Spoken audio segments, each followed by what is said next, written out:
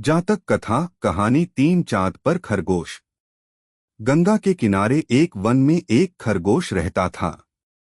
उसके 3 मित्र थे, बंदर, सियार और ऊदबिला।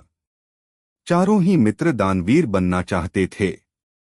एक दिन बातचीत के क्रम में उन्होंने उपोषित के दिन परमदान का निर्णय लिया, क्योंकि उस दिन के दान का संपूर्ण फल प्राप्त होता है। ऐसी बौद्धों की अवधारणा रही है। उपोषित बौद्धों के धार्मिक महोत्सव का दिन होता है। जब उपोषित का दिन आया तो सुबह सवेरे सारे ही मित्र भोजन की तलाश में अपने अपने घरों से बाहर निकले। घूमते हुए ऊदबिलाव की नजर जब गंगा तट पर रखी 7 लोहित मछलियों पर पड़ी तो वह उन्हें अपने घर ले आया। उसी समय सियार भी कहीं से दही की एक हांडी और मांस का एक टुकड़ा चुरा अपने घर को लौट आया।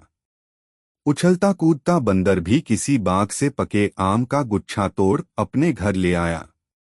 तीनों मित्रों ने उन्हीं वस्तुओं को दान में देने का संकल्प लिया, किंतु उनका चौथा मित्र खरगोश तो कोई साधारण प्राणी नहीं था। उसने सोचा, यदि वह अपने भोजन अर्थात घासपात का दान जो करे तो दान पाने वाले को शायद ही कुछ लाभ होगा। उसने उपोषित के अवसर पर याचक को परम संतुष्ट करने के उद्देश्य से स्वयं को ही दान में देने का निर्णय लिया। उसके स्वयं के त्याग का निर्णय संपूर्ण ब्रह्मांड को दोलायमान करने लगा और शक के आसन को भी तप्त करने लगा। वैदिक परंपरा में शक को शक्र या इंद्र कहते हैं। शक ने जब इस अति अलौकिक घटना का कारण जाना तो सन्यासी के रूप में वह उन चारों मित्रों की दानपरायणता की परीक्षा लेने स्वयं ही उनके घरों पर पहुंचे। ऊदबिलाव, सियार और बंदर ने शक को अपने अपने घरों से क्रमशः मछलियां, मांस और दही एवं पके आम के गुच्छे दान में देना चाहा, किंतु शक ने उनके द्वारा दी गई दान को वस्तुओं को ग्रहण नहीं किया। फिर वह खरगोश के पास पहुंचे और दान की याचना की। खरगोश ने दान के उपयुक्त अवसर को जान याचक को अपने संपूर्ण शरीर के मांस को अंगीठी में सेंक कर देने का प्रस्ताव रखा।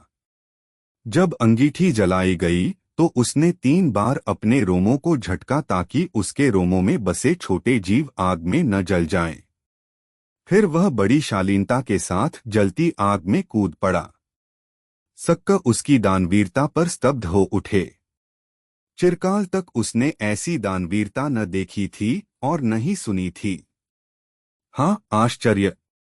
आग ने खरगोश को नहीं जलाया, क्योंकि वह आग जादुई थी, शक के द्वारा किए गए परीक्षण का एक मायाजाल था।